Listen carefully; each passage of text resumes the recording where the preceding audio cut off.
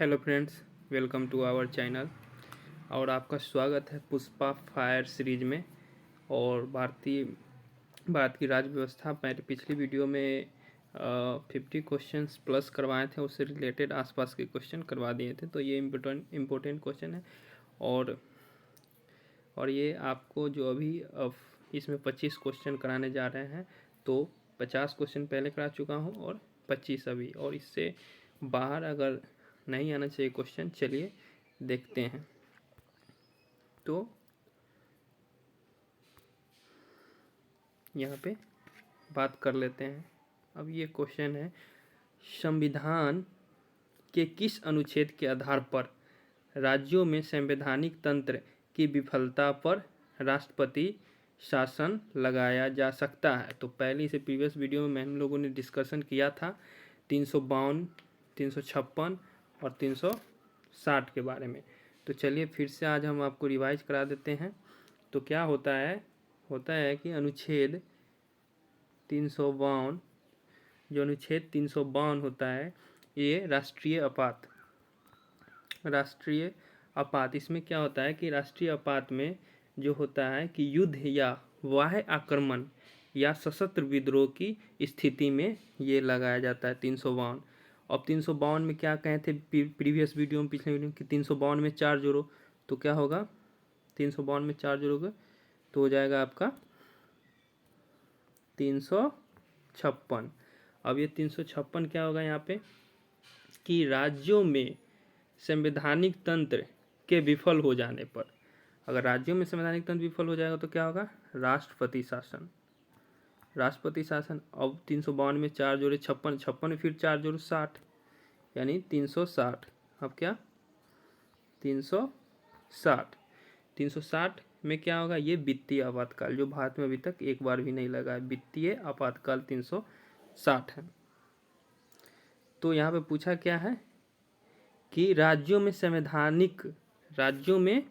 संवैधानिक तंत्र विफल हो जाने पर क्या है, मैंने अभी बताया। क्या होगा आंसर इसका, तो इसका आंसर हो जाएगा 300 अनुच्छेद 56। तो चलिए आगे चलते हैं।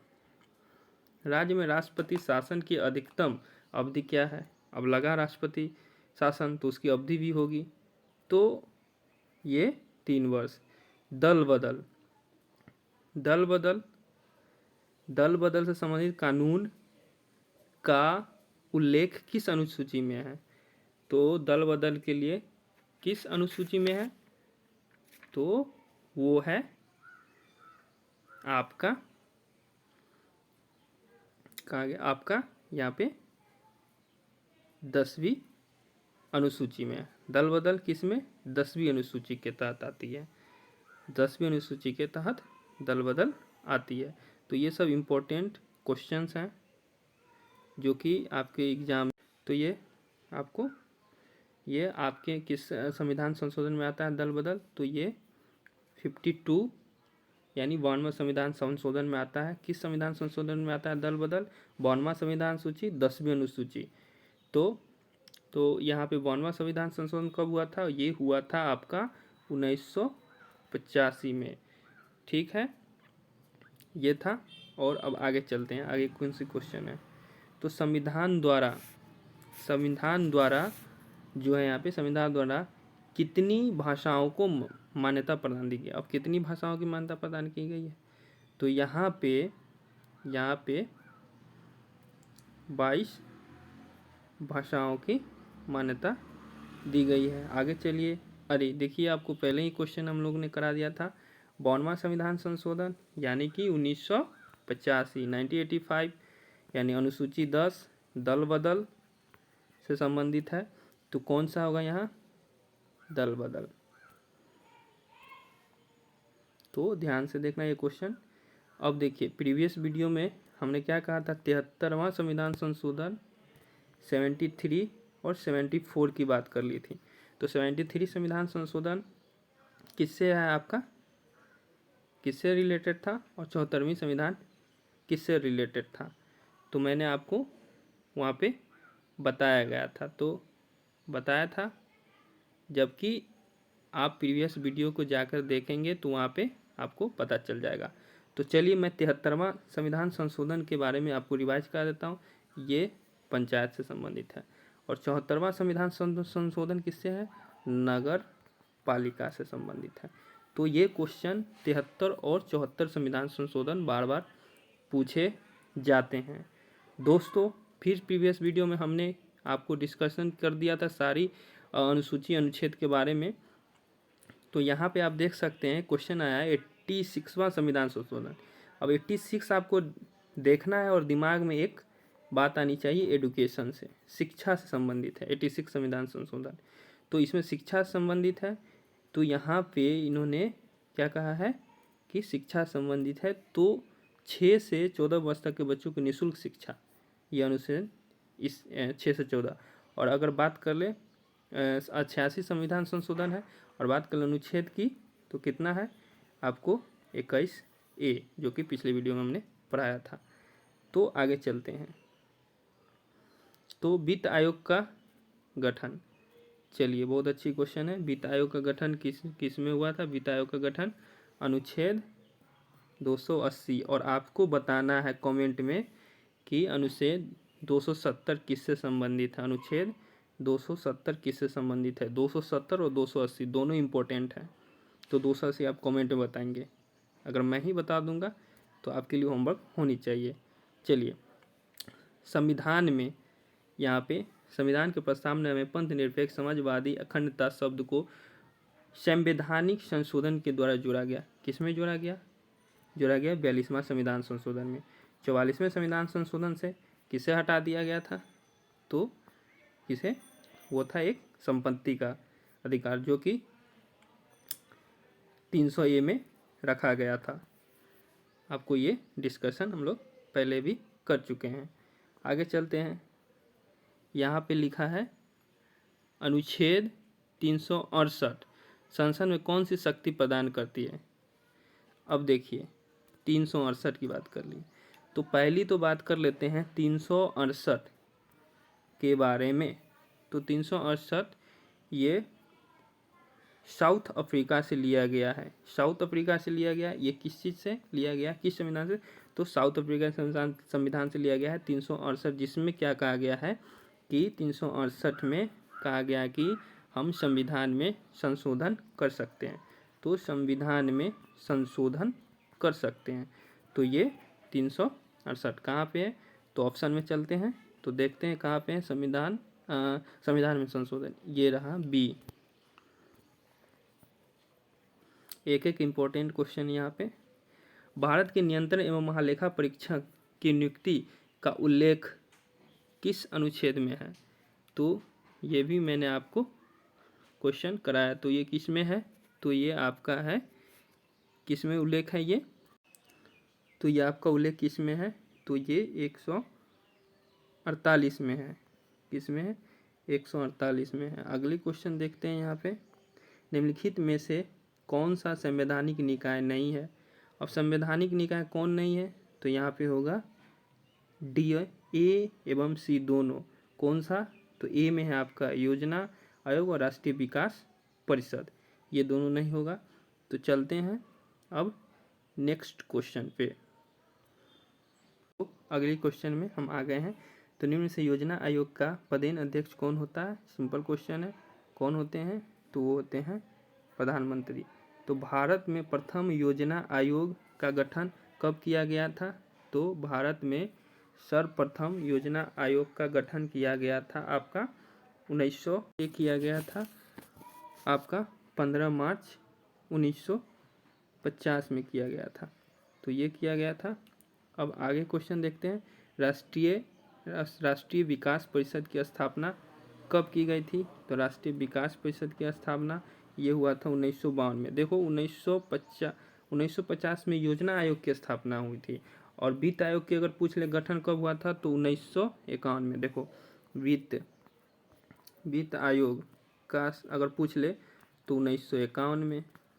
हाँ, अगर पूछ ले आपको वित्त आयोग 1951 में हुआ था, लेकिन योजना आयोग पूछ ले तो मार्च 1950 में। तो दोनों क्वेश्चन याद रखना है।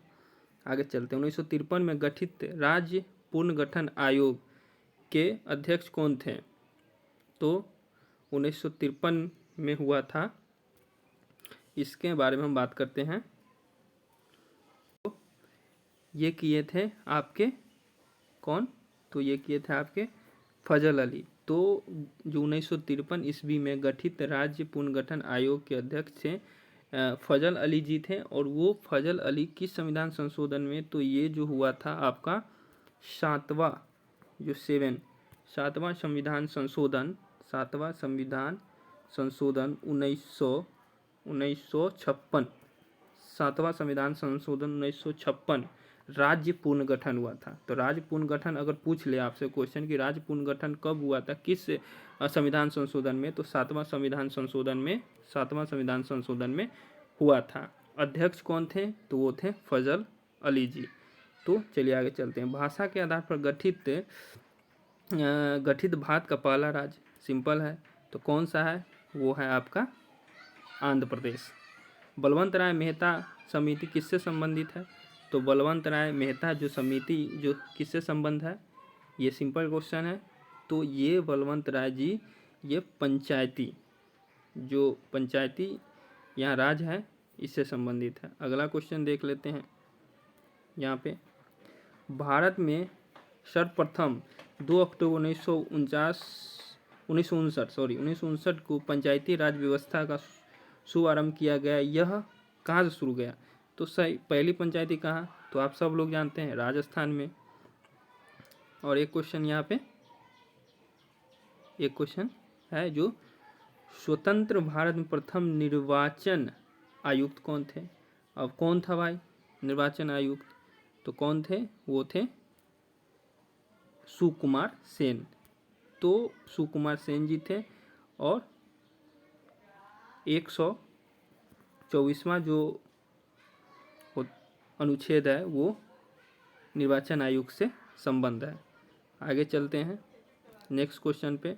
नेक्स्ट क्वेश्चन यहाँ पे है संघ लोक सेवा आयोग के अध्यक्ष एवं सदस्यों की नियुक्ति किसके द्वारा की जाती है? सिंपल क्वेश्चन है, किसके द्वारा?